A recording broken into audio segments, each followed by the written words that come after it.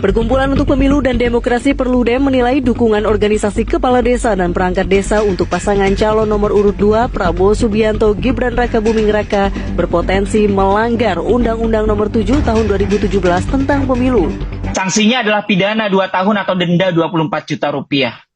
Dan bahkan kalaupun misalnya ketidakterlibatan misalnya secara langsung dalam konteks kampanye, tetapi ada kebijakan, keputusan, atau tindakan bahkan yang dilakukan oleh kepala desa, dan itu menguntungkan atau merugikan salah satu peserta pemilu, sanksinya juga pidana pemilu, yaitu 1 tahun penjara ya, dan juga denda 12 juta rupiah.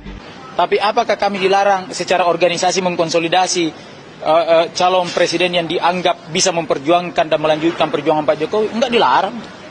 Ini bukan masalah bahwa ini organisasi, tetapi siapa yang menjadi bagian dari organisasi tersebut, yaitu orang-orang yang dilarang dilibatkan dalam aktivitas elektoral yang menyangkut kepentingan politik praktis, begitu. Itu berarti ini sudah pasti mengancam netralitas ya Mbak Titi?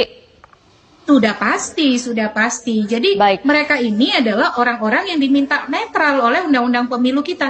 Sebaiknya begini ya Mbak ya, kalau kita ini negara hukum, yang sadar hukum dan punya etika politik yang baik, siap berkompetisi secara jujur, adil dan demokratis, jangan suka bermain memutarbalikkan pasal begitu. Kita ikuti aturan dan kemudian kita berikan pembelajaran yang mendidik kepada masyarakat kita. Kalau kepala desa dan perangkat desa tidak boleh terlibat dalam aktivitas politik praktis, tidak bisa kemudian berkedok organisasi, tapi isinya orang-orang yang dilarang untuk dilibatkan dalam proses pemenangan atau menguntungkan, merugikan salah satu peserta pemilu tertentu begitu. Baik. Di dalam Undang-Undang Nomor 7 Tahun 2017, tepatnya pasal 280 ayat 2 itu disebutkan bahwa pelaksana kampanye dan peserta pemilu dilarang melibatkan kepala desa dan perangkat desa.